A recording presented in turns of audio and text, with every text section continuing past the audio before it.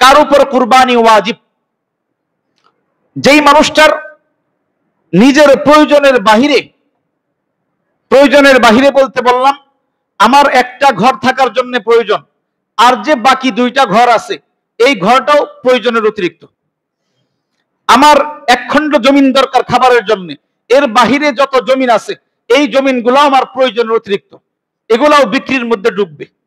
আমার ঘরে অতিরিক্ত সঞ্চিত সম্পদ, আমার ব্যবসায়ী পণ্য হইতে পারে, আমার গচ্ছিত টাকা হইতে পারে, আমার কোন ব্যবসার পণ্য হইতে পারে, এই সব সম্পত্তি মিলন করে একসাথ করে যদি একটা বিক্রির দাম ধরা হয়, ওই দাম যদি 90,000 টাকার পরিমাণ আসে, কবে?